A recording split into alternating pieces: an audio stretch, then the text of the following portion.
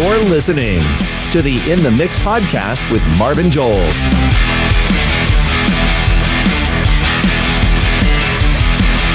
Here's your host. Hey everybody, welcome back to another episode, and thanks for joining us and being in the mix. As you guys know, I'm always scouring social media. I don't really dive in and get obsessed with it, but I pop in here and there, and the algorithms are doing a great job of showing me what I want to see in the brief moments that I'm there. I was on there a couple weeks ago, and as you guys know, I've been talking with Dr. Vince Hoffelli quite a bit, and now I think my phone is listening to me because we talk a lot about mental health in the asphalt and construction industry and all those spaces. And we also talk about uplifting stories and whatnot as well as everything else. But the algorithm showed me a post, and I didn't know if I was connected with our guest today or not at that time. I don't think so, because I think I connected then and was like, hey, I want to know more. But I seen a post from Adam Swain, and it grabbed my attention, and I was like, this is what I like to see. This is what I hope for.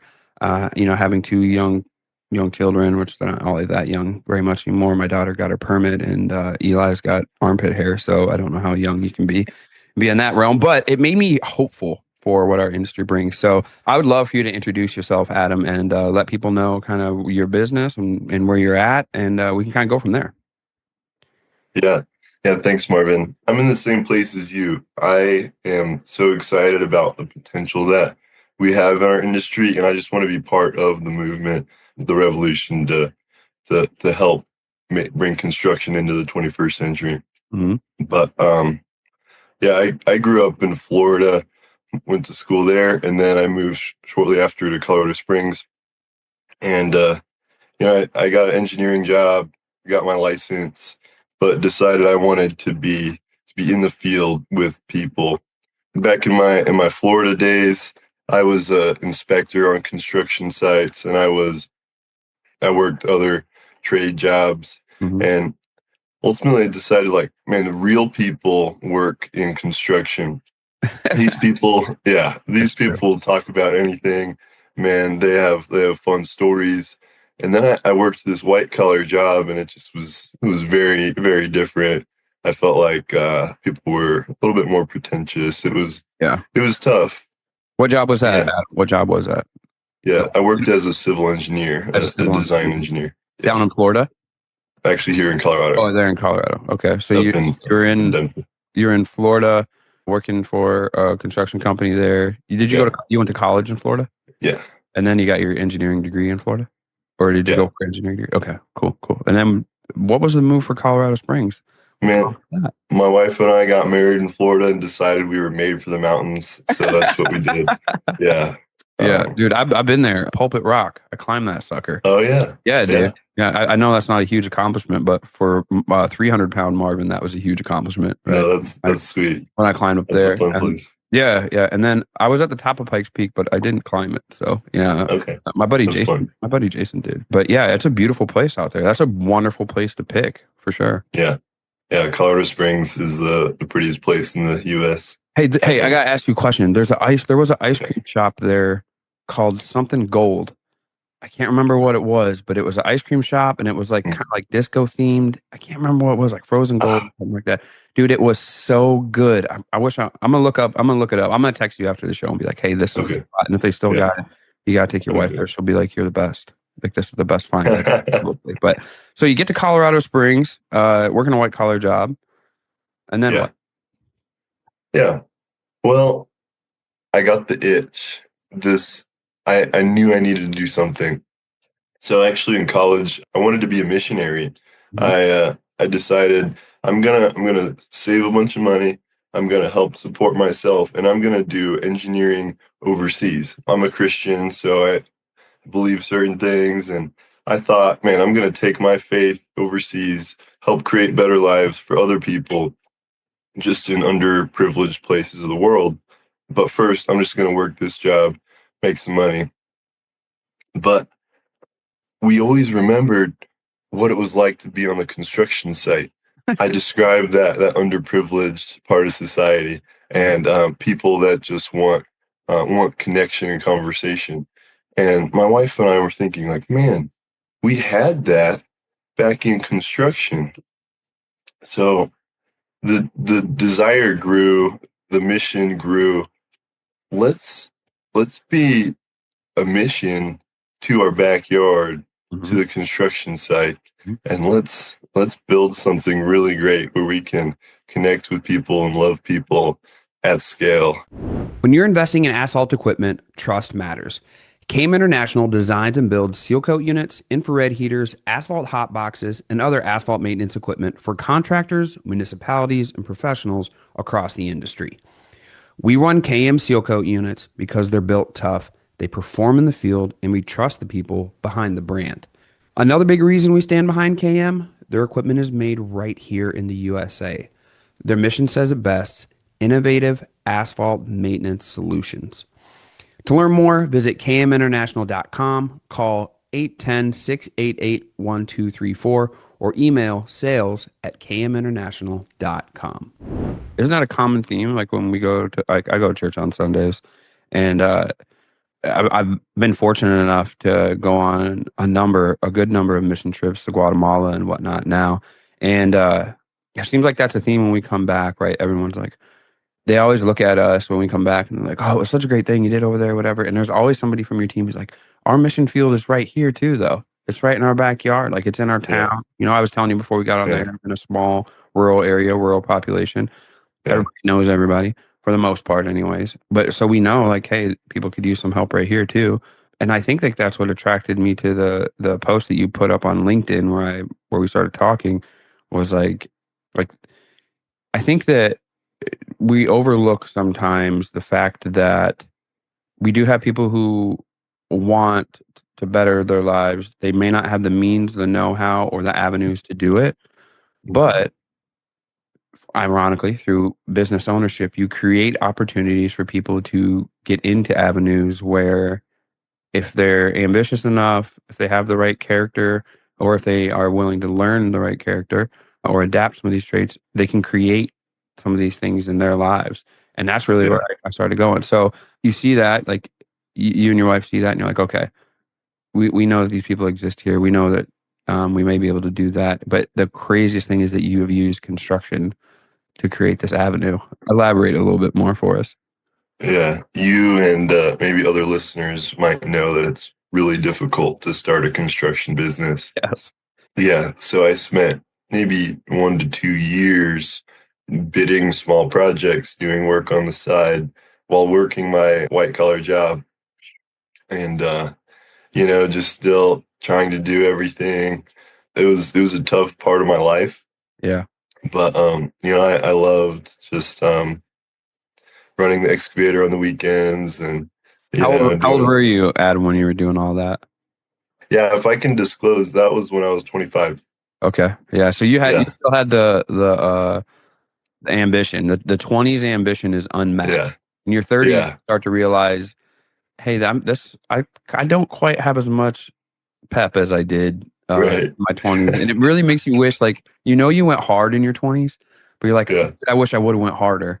Because I didn't know that it was going to wane. Like I didn't know. Like I'm 39 and I'm starting to feel it now within the last couple of years. I'm like, dude, I don't want to go as hard as I've been going. Like I just can't really. But in your 20s, you're okay with working 7 days a week, 12 hours a day.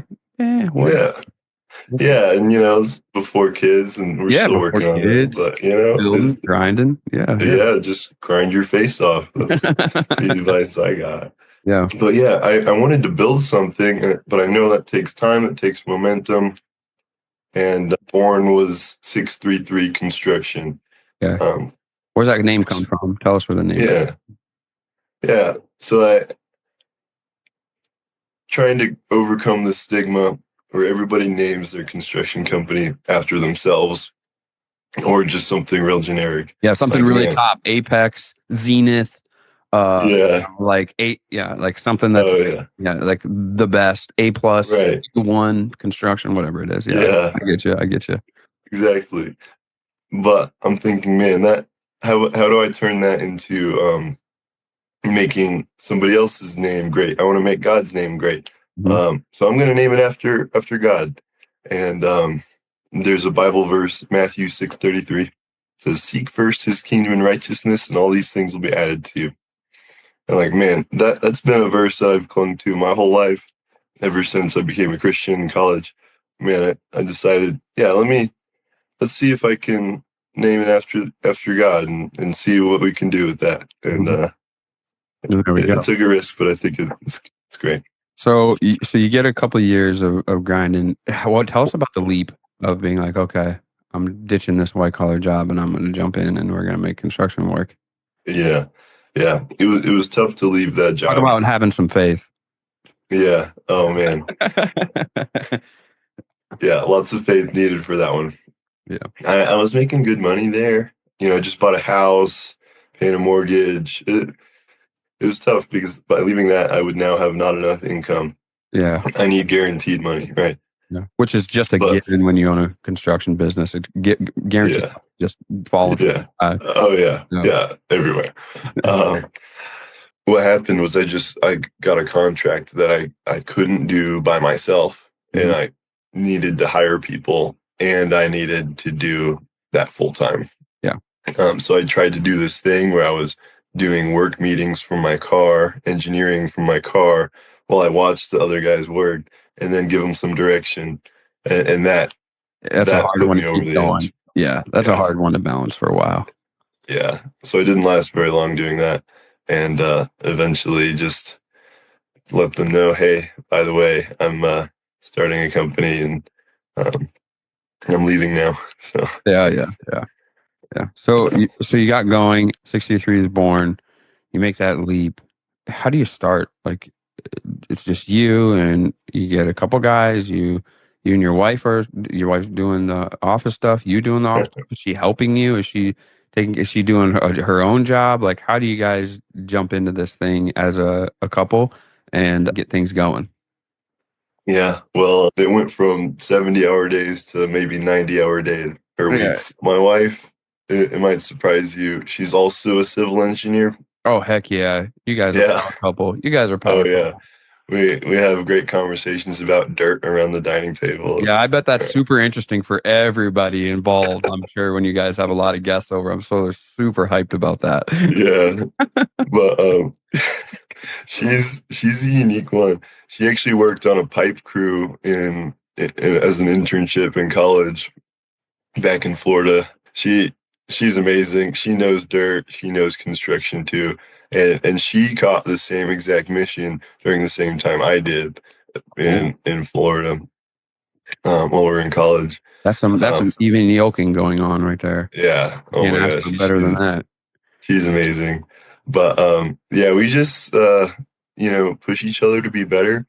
And she supports me from the house and encourages me. And even on some days, she has been the gal in the hole, helping me check grade as I'm digging, or we switch. So tell us a little bit now that you guys got going and 63 get started. What type of projects are you guys doing? Even now, like, tell us a little bit about what the projects are that you guys do, and then I'd love to talk about the mission of the business. For the rock, sand, and gravel producers listening, efficiency isn't just about your loaders and your crushers. It's about your data. Bulk Source is the modern operating system that connects the pit to the pavement. Stop running your business on spreadsheets and paper tickets. Bulk Source is an all-in-one cloud platform that handles everything: order management, dispatch, scale ticketing, and invoicing. Give your customers what they actually want: a customer portal where they can view tickets, track orders, and grab invoices in real time, eliminating the game of phone tag.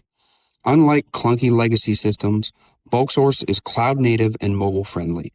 It works on any device, iPad, phone, or desktop, and integrates seamlessly with accounting tools like QuickBooks and NetSuite. Streamline your operation, speed up cash flow, and ditch the chaos. Visit bulksource.com to book a demo today. Well, we fall in the civil category, so I like to think that we have kind of two divisions, even though they're not quite there yet. Yeah. But I have dirt, kind of a little bit bigger dirt, foundation excavations, other earthwork projects, and then we have kind of civil, which I'll describe as like smaller concrete work, minor excavation and features. Y'all are building roundabouts. You Yeah.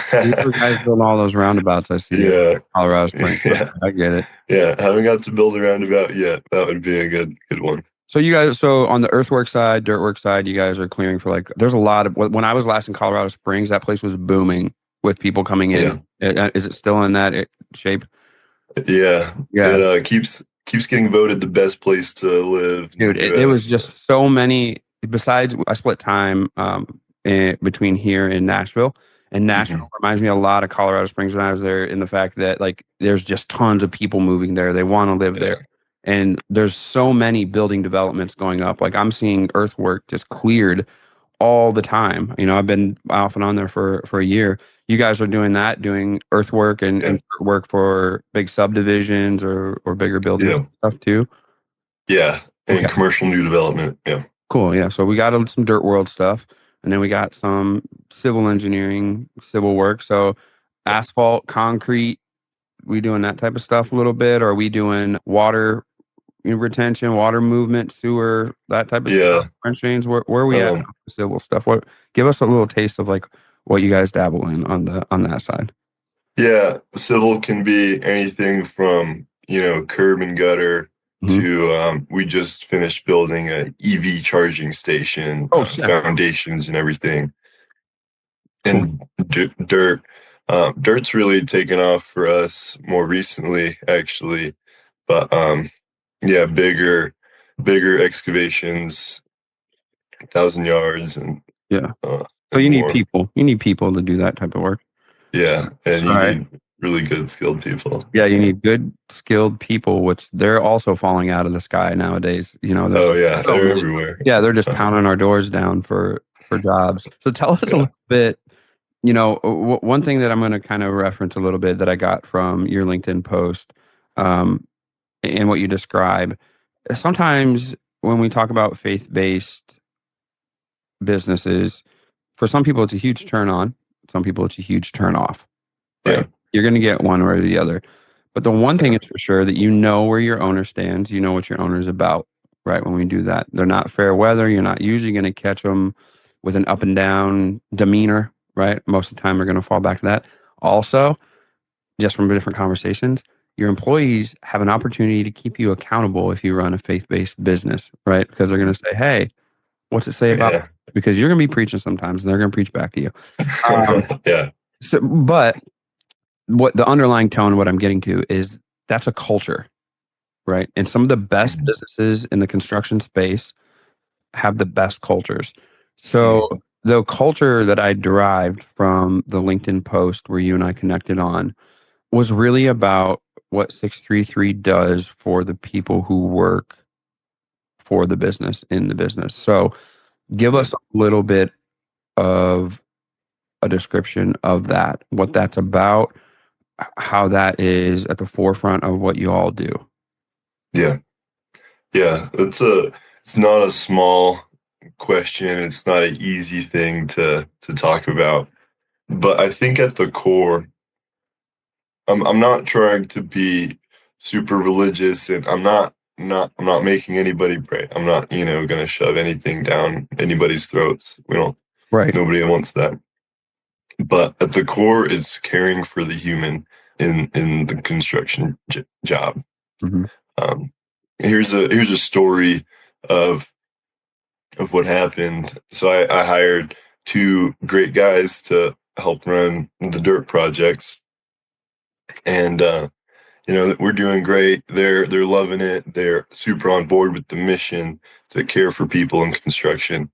And then one Monday, they just don't show up. And I'm calling. They don't pick up the phone. And then on Tuesday, I'm calling. They don't pick up the phone. And then I get a text, kind of a cryptic text from one of the guys Tuesday night, like, "Hey, I'm okay, just a little shaken up." Hmm. And what I did is I actually went and ran just on a hunch. I checked the court system, Yep. and they're both in there.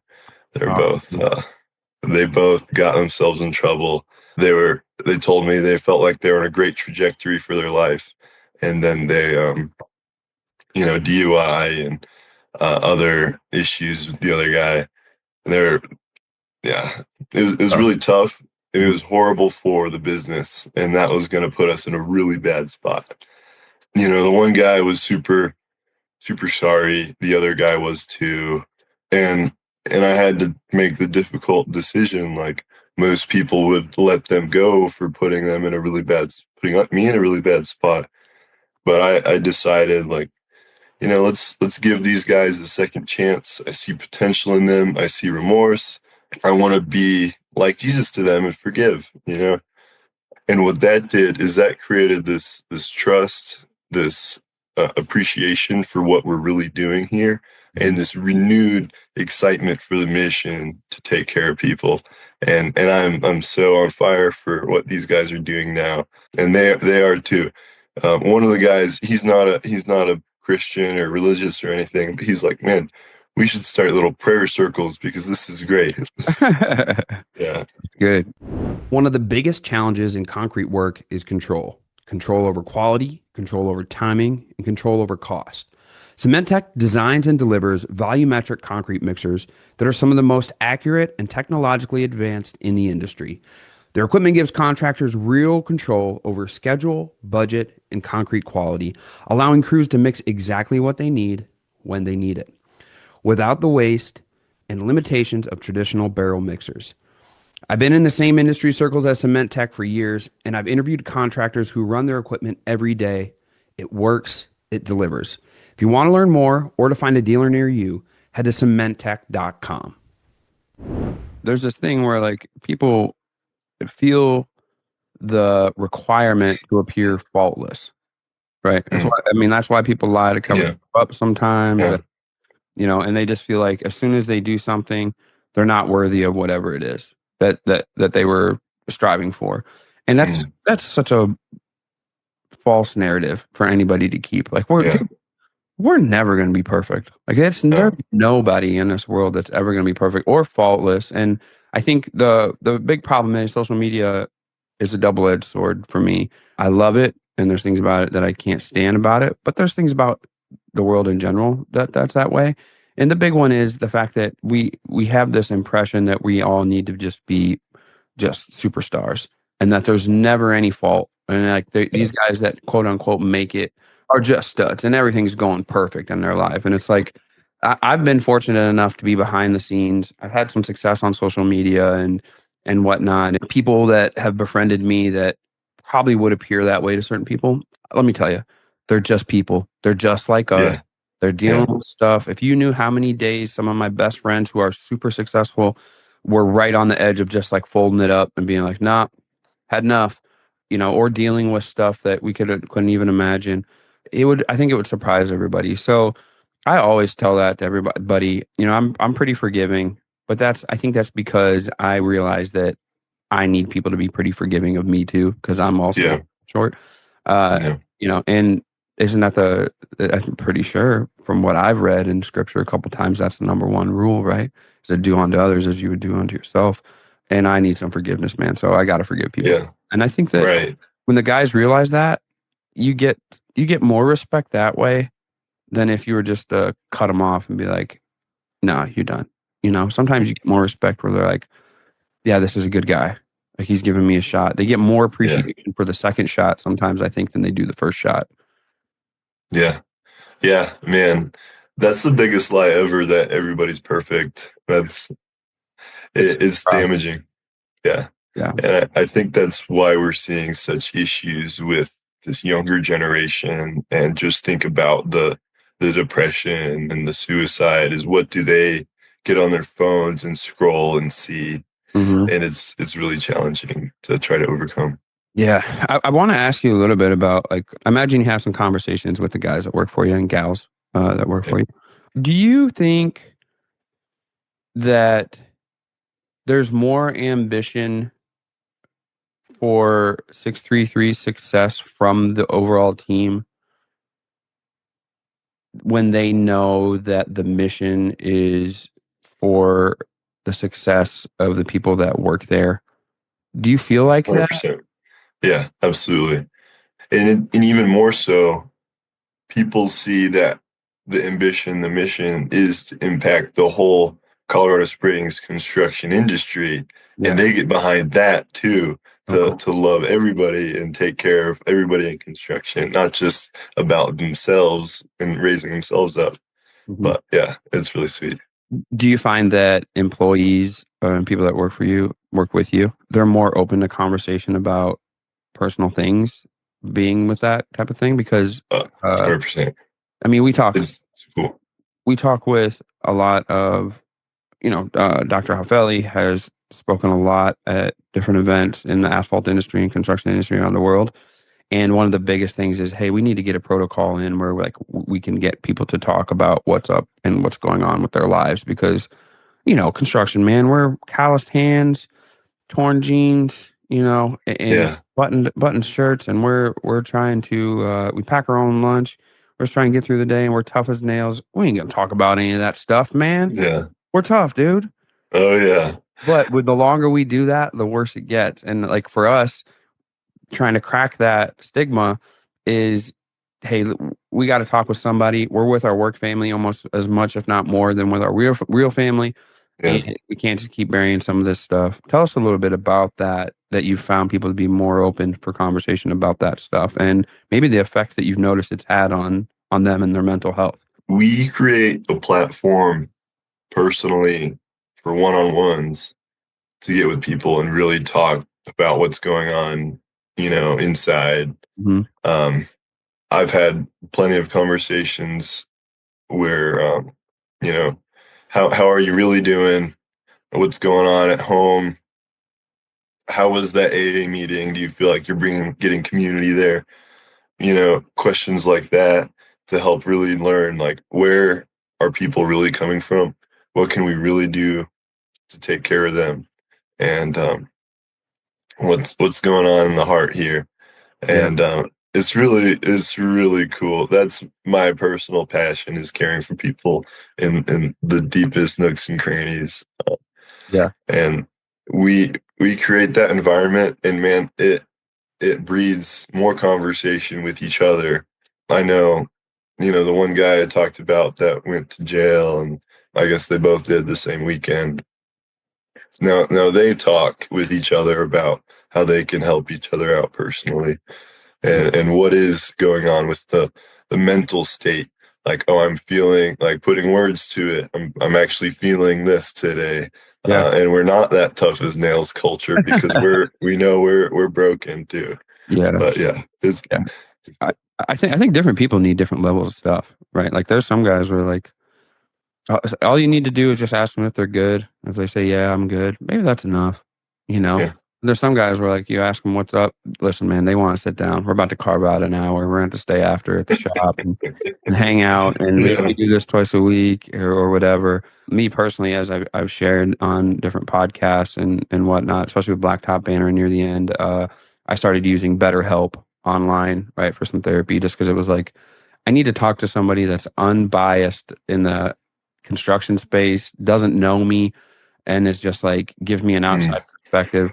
But at the same time, I'll call up some of my best friends who are construction business owners when I want to talk about that. I yeah. was telling you, I spend a lot of time in between Nashville and Wisconsin now, and that's a 9.5 hour drive on clear weather days down. My phone, I'm calling my buddies. Like, I feel bad for Kyle A. Show, Integrity Asphalt. He's getting a call about every time. This last time down, I called a couple buddies, and they were both in Michigan, both line stripers. I masked the calls with, "Hey, I need to know about how to grind up some crosswalks so that I can paint new ones." We talked about that for maybe a minute, and each of those conversations went an hour and a half. There was not very much said about grinding up lines. It was more, "Hey, I haven't talked to you in a while. How you're doing?" And two completely different types of people. One conversation was all about construction. We are talking about, what's been going on in their life and whatnot. The other one, we're talking about higher level stuff about feeling pressure from not having an exit strategy, or what is our exit strategy, or how do we downsize to get rid of some of the stress and anxiety in our life when in our 20s, right, when we were ambitious doing those 90-hour weeks, our goal was to build this empire, right? And now, like, man, that the older you get, you realize that's not really what it's all about. Like I want some time to spend some time with the people I love. I want some free time. I want to enjoy what I do. And I feel like what you guys have figured out at 633 is like, yes, we have this thing that we have to do and it's the jobs and we get there, but everything else encompassing around that is towards the mission. So we are Yeah. we get to I'm really fortunate that I've replaced we have to go to work today to we get to go to work today. Yeah. Right. And it just makes me extremely grateful. And I think like when I've seen your LinkedIn post and to hear what you all were doing, I was like, I think this guy gets to go to work. Yeah. Right? And I'm It's hoping it's everybody still a gets. grind. But Yeah. It's a little yeah, sweeter. It's a little sweeter. It's a little it easier. is. It's like a little bit of sugar on the cough syrup lets you put it down Yeah. a little bit easier. If you're a subcontractor in the asphalt industry and you're tired of chasing checks, tired of poor communication, and tired of feeling like just another number, you need to know about Paveco National.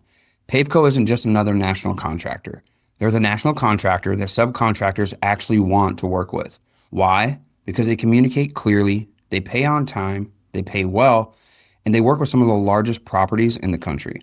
But more than that, they treat you like a partner, not a placeholder, not a backup, a partner they want to grow with and create more opportunities for. That's rare in this business. Their tagline says it best, making your life smoother. If you're ready to work with a national contractor that respects your time, your craft, and your business, reach out to Paveco National. Email them at contact@paveco.com or call 954-256-9300. Paveco National, making your life smoother. Tell us a little bit about 633 now and like what you guys are up to and what you envision for the future. Yeah. We really started to take off this year. We've got 2 crews working full time. We worked through the winter, which was fantastic, unless it was snowing outside. Yeah. Happens And sometimes in Colorado. no, never, yeah. But I'm excited to see us really take off this year and get 2, 3 crews going and really impact people at scale. Yeah. We're getting into a groove now where I'm seeing the teams form good dynamics of leadership with each other, and that doesn't happen by accident. We have to be intentional about building structure for everybody. But now we're obviously more revenue than we've ever done, and are excited to keep doing more. But the mission is really take care of people in construction in Colorado at scale, and get good people on board with that mission. We have a really great mix of people right now. Some are in a tough place, some are in a great spot and are willing to pour out to other people. And it's just this great positive feedback loop that I'm excited to see unfold. Cool. Yeah. Yeah, we're really excited about what y'all are doing. Hopefully we get to connect here coming up. Where can people follow along with y'all's story, Adam? Yeah, I'm on LinkedIn. I've heard a lot of people say just post and see what happens. So Yeah. I'm trying to be authentic. Best way to be. That's probably how you're going to have Yeah. the most success. Yeah, I think so, man. Cool. Thanks. Yeah. Yeah. And then if we want to follow along with 633 Construction, we got a website. Yeah, 633construction.com. I don't do much to the website, but Yeah, we're not supposed to. We're supposed to be in the field. Yeah. Or somebody else is supposed to Yeah. be the website. Yeah, Yeah. right. Best way is LinkedIn though. Yeah, definitely. Just find me on LinkedIn, Adam Swain. Yeah. Cool, man. Well, we really appreciate it, man. I appreciate the time. Stay on after I get down here because I got a few connections in Colorado Springs I'd love to connect you with. And man, just keep posting. Keep posting what y'all are doing. Keep doing what you're doing. It seems like a big task to have a positive impact, to shift something in the construction space, in dirt world, in asphalt industry. Yeah. But if a lot of us do a little shift, that's a big thing. Yeah. Right. It's like moving that earthwork. If you're gonna put one skid steer out there, there a long time, bro. Right. Yeah. If we can plop a couple excavators out there, get a couple Oh, yeah. loaders, Yeah. all of a sudden we're moving some earth. Get a scraper out there, we're really going to start moving some earth. So it's yeah. dude, if we can all do a little bit and start having a bigger impact, I honestly, truthfully believe we can change the perception of what's normal for conversation and mental health in the construction space. And I really appreciate you all having an effect on it there in Colorado Springs. Yeah. Yeah. And you too, Marvin. You have no idea the impact that your podcast is making, the amount of people you're reaching. Yours, there's others in our industry, Dirt Talk. All people like me are sitting at home, we're working, and we're listening to you guys talk about what this industry needs, and it's making the industry better. Hey, man, we really appreciate it. And hopefully we get to catch up soon. For myself here in frosty Wisconsin in April, which is awesome. And for Adam Swain, who's in beautiful, what's that cave going up towards Pikes Peak? There's a cave to the right. Cave of the Winds. Yeah, dude, Cave of the Winds. Been in that bad boy. So for Adam in beautiful, what is that? What's the red rocks there? What's that called? Garden of the Gods. Yeah, Garden of the Gods.